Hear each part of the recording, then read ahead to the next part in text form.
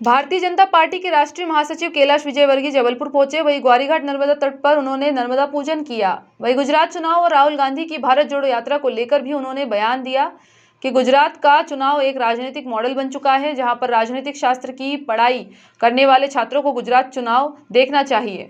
वहीं प्रत्येक चुनाव में भारतीय जनता पार्टी का वोट गुजरात में बढ़ता हुआ दिखाई दे रहा है। जब गुजरात में भारतीय जनता पार्टी की सरकार बनी है, तब से लगातार भारतीय जनता पार्टी का वोट गुजरात में पड़ रहा है।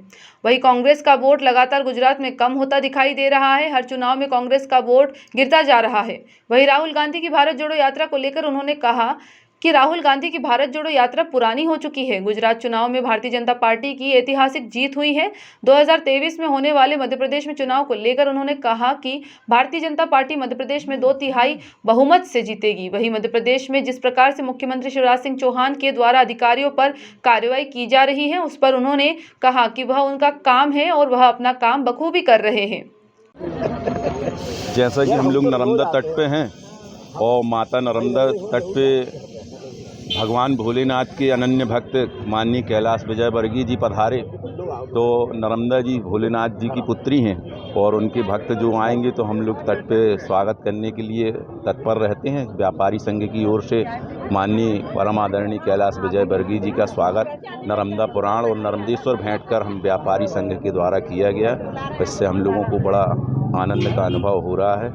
माता नर्मदा के तट पर ऐसे महान लोग आए और हम उनका स्वागत करें, यही हम लोगों का शुभ नाम। सतीश उपाध्याय, व्यापारी संघ अध्यक्ष। ठीक है। नर्मदा में आपने पूजन किया है, सबसे बड़ी बात ये है जी। मैं दमोह आया था जैन मलैया जी के 75वीं वर्षगांठ पर उनको बधाई देने, और निश्चित रूप से उन्होंने अपने 50 वर्ष के राजनीतिक जीवन के अंदर जिस तरीके से यहाँ पर काम किया है, एक काजल की कोठरी में रहने के बाद वहाँ से पैदा निकलना है, बहुत बड़ी बात है। और उन्होंने बहुत अच्छा राजनीति के माध्यम से इस क्षेत्र का विकास किया, इसलिए उनको बधाई देने आया था। राहुल गांधी की पद यात्रा चल रही है, उसको लेके लगातार कमेंट्स भी आ रहे हैं कई तरह के। पुरानी बात हो गई अब।